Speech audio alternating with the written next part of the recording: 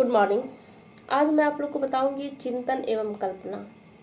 तो चिंतन के बारे में मैंने कल चर्चा किया था और कल्पना के बारे में भी मैंने चर्चा किया था। टाइप में जो है कि चिंतन क्या है, किसी भी समस्या को समाधान के बारे में उसको सोचना एक चिंतन है, और कल्पना है इमेज करना, इसको वास्तविकता से कोई लेना देना नहीं है। तो मैं आज दोनों पर बात करूंगी, चिंतन एवं कल्पना। चिंतन तथा कल्पना दोनों ही उच्चतर मानसिक प्रक्रिया है। कल्पना को परिभाषित करते हुए रेवर ने कहा कि गत अनुभूति की आदों या फिर गत प्रतिमाओं को पुनर्गठित करके एक नई संरचना करने की प्रक्रिया को कल्पना कहा जाता है। इस परिभाषा से यह स्पष्ट होता है कि कल्पना एक ऐसी मानसिक प्रक्रिया है जिसमें जो है पूर्व अनुभूति के आधार पर व्यक्ति कुछ नए विचार का निर्माण करता है। वह निर्माण सृजनात्मक भी हो सकता है तथा नकल किया भी जा सकता है या फिर अनुकृत भी हो सकता है। जब व्यक्ति अपने और किसी नए विचार को रचना करता है तो इस तरह की कल्पना को एक सृजनात्मक कल्पना कहा जाता है। जब व्यक्ति ऐसे विचार को सामने प्रस्तुत करता है जिससे वह वास्तव में दूसरे व्यक्तियों को प्राप्त किया जा सके, तो ऐसी कल्पना को अनुकृत कल्पना भी कहा जाता है। चिंतन एक ऐसी प्रक्रिया है जिसमें व्यक्ति अपने गत अनुभूति को सहारा लेता है और इस बिंदु पर वह कल्पना, दोनों ही प्रक्रिया जो है समान है। इस समानता के बावजूद चिंतन का जो है एक इसमें कुछ अर्थ में एक भिन्न है। चिंतन की प्रक्रिया जो है एक लक्ष्य निर्धारित होता है।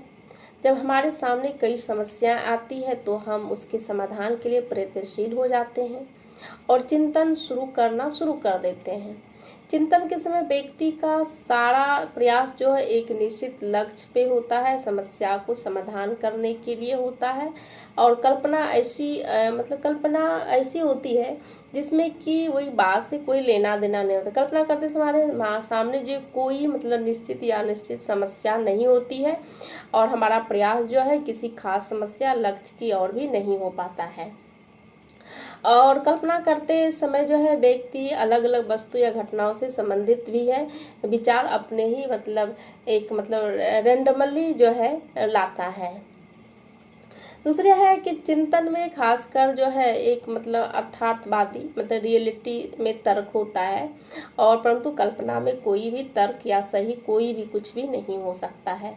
चिंतन करते समय व्यक्ति किसी समय या घटना को पक्ष या विपक्ष के तर्क के आधार पर उसके सामने जो है उसका, जैसे कि उदाहरण के स्वरूप कोई छात्र अपने कमरे या टेबल पे लैंप की रोशनी में पढ़ रहा है, अचानक रोशनी बुझ जाती है तो छात्र सामने एक समस्या खड़ी हो जाती है कि रोशनी को लाना है।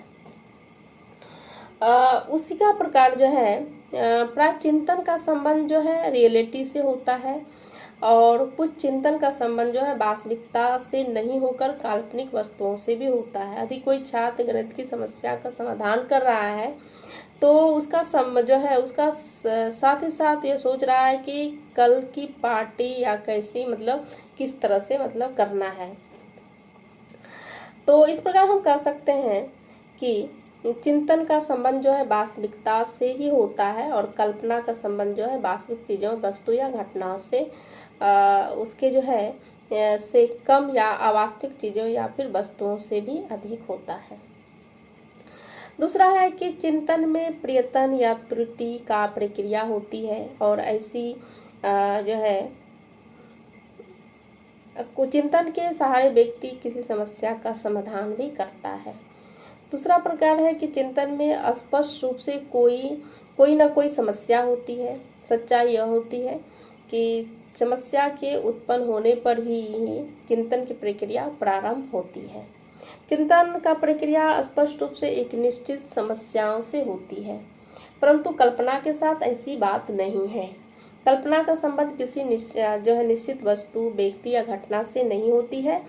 ऐसे हम चुपचाप बैठ के कुछ भी सोच सकते हैं, इसमें कोई समस्या कुछ भी नहीं होता है। इस तरह से हम चिंतन और कल्पना को अंतर को हमने बताया। कल मैं आप लोग को बताऊंगी चिंतन में भाषा का क्या महत्व है। तब तक के लिए आज के लिए धन्यवाद।